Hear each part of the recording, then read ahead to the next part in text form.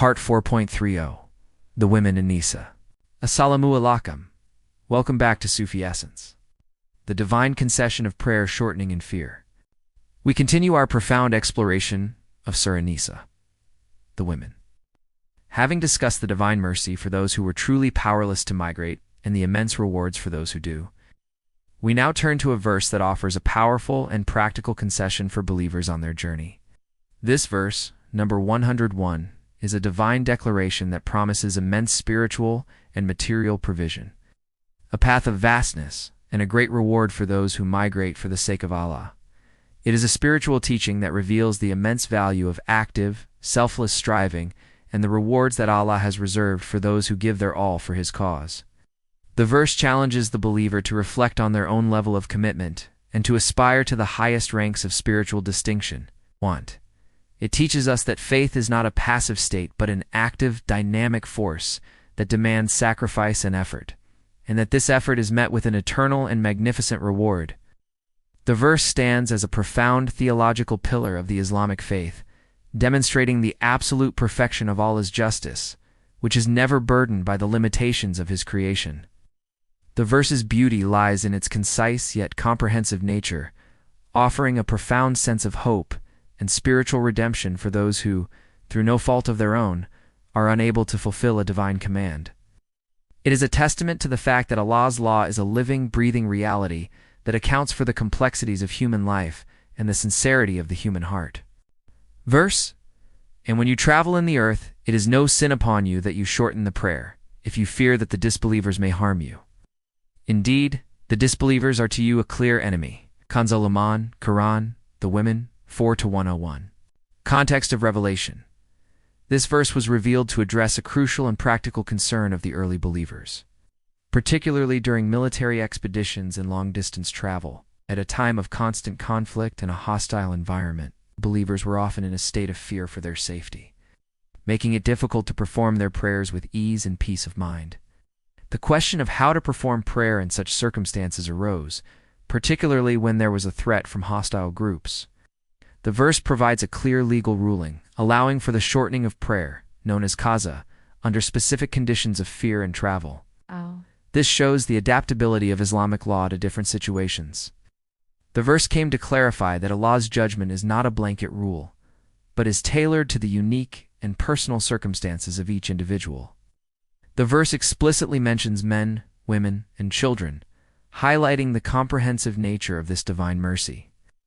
It recognizes that some individuals, due to old age, physical infirmity, or a complete lack of resources and guidance, are truly powerless to make the journey.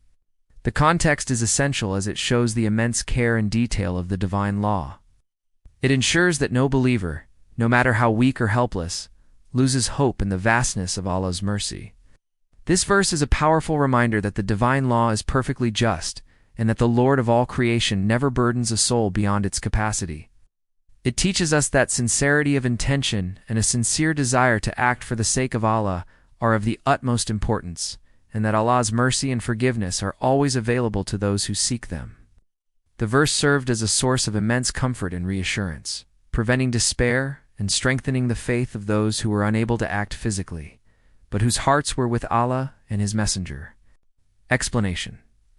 This verse is a profound spiritual teaching that reveals the depth of Allah's mercy and justice.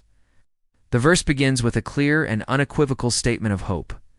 It may be that Allah will pardon them. This phrase is a spiritual relief for the hearts of the weak and oppressed. The use of the word may is not a sign of uncertainty, but a spiritual teaching that signifies that the ultimate outcome is in the hands of Allah, and that the path to forgiveness is always open to those who sincerely seek it. This is a crucial theological point for a PhD-level analysis. The divine pardon afeth is a separate and distinct concept from divine forgiveness maghfirah. Pardon implies the complete erasure of the sin, as if it never happened.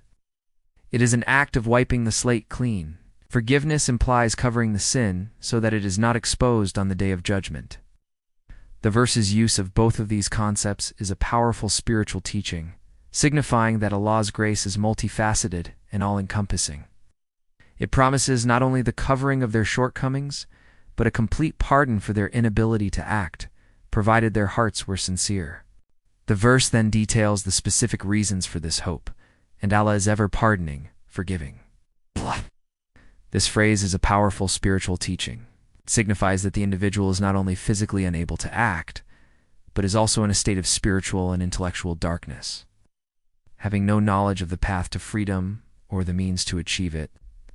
This is a profound recognition of the external and internal states of a person, revealing that Allah's judgment is not superficial, but is based on a complete and comprehensive understanding of the human condition. The verse is a powerful reminder that sincerity of intention is the ultimate criterion for divine judgment. A person who sincerely desires to act in the way of Allah, but is physically unable to do so, is in a state of spiritual striving. The verse also serves as a warning to those who may be feigning powerlessness to escape their spiritual duties. The word truly in the previous verse serves as a spiritual and ethical safeguard, ensuring that the divine exception is not abused. This is a spiritual teaching that tells us that a person's spiritual state is a reflection of their willingness to stand up for justice. The verse concludes by providing a powerful and merciful insight, showing that those who are truly helpless will not be subject to the same severe judgment as those who are spiritually complacent. Sufi perspective. From a Sufi perspective, this verse is a lesson in the spiritual reality of effort and intention. The Sufi understands that the true struggle is the greater struggle against the ego. The physical act of migration is a manifestation of this internal spiritual battle. The individuals who are truly powerless are in a state of spiritual perfection, where they have surrendered their will to Allah and accepted their state of powerlessness with grace and patience. The Sufi understands that true spiritual progress requires constant effort and a willingness to sacrifice one's comfort, desires, and attachments. The verse's promise of, except for those who are truly powerless, is a profound teaching. It tells the Sufi that the true measure of a person is not in their ability to perform an external act, but in the sincerity of their heart. A person who is physically unable to act, but has a heart filled with the desire to strive in the way of Allah, is of a higher rank than a healthy person who is passive and complacent.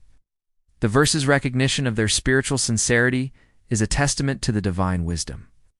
The Sufi sees the worldly life as a place of trial and striving, and those who embrace this reality are the ones who are elevated in the sight of Allah.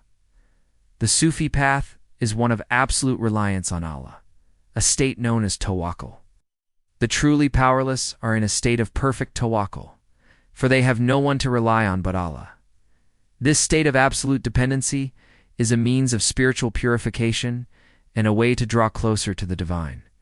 The verse, therefore, is not a message of despair but a profound teaching on the spiritual potential of helplessness. It reveals that Allah's mercy is a living and active force that responds to the sincerity of the heart, even when the body is unable to act. The Sufi seeks to embody the names of Allah, and the names Al, a few, and Al-Ghafur are a powerful inspiration. The Sufi seeks to pardon and forgive others, even those who have wronged them, in a small reflection of Allah's own infinite mercy. This act of spiritual emulation is a path to divine nearness, and this verse is a perfect example of this principle. The Zia-ul Quran interpretation, the scholarly commentary in Zia-ul Quran by Pir Muhammad Karam Shah Al-Azhari sheds light on the immense spiritual significance of this verse. He explains that this verse serves as a profound reassurance for the community of believers, especially for those who are living in lands of oppression and were genuinely unable to migrate. He notes that the verse provides a clear and uncompromising distinction between those who are truly unable to act and those who are spiritually lazy. Pir Muhammad Karam Shah Al-Azhari highlights the profound psychological wisdom of the verse, explaining that it perfectly captures the state of a person whose faith is active and whose allegiance is to Allah's cause rather than to their own comfort. He argues that the verse introduces a humane and just system that honors sincerity and commitment. The commentary posits that Allah, in His perfect wisdom, established a law so clear that it would force the community to recognize that the path to true spiritual wealth lies in active striving and sacrifice, not in complacency. Pir Muhammad Karam Shah Al-Azhari also emphasizes the comprehensive nature of the word struggle, which includes all forms of sincere effort, from military to social and intellectual. The commentary argues that we should not question the wisdom of Allah's commands, but accept them as an expression of his perfect knowledge and wisdom, which uncovers the hidden truths of the human heart. The commentary on this verse is particularly rich in its legal and ethical insights. He argues that the Quranic ruling is a departure from the vengeful tribal laws of the pre-Islamic era. He explains that the verse introduces a humane and just system that prioritizes human life and reconciliation. He points out that the Quranic provision for the family to forgive the compensation as charity is a unique feature that elevates the act from a mere legal transaction to a profound spiritual one.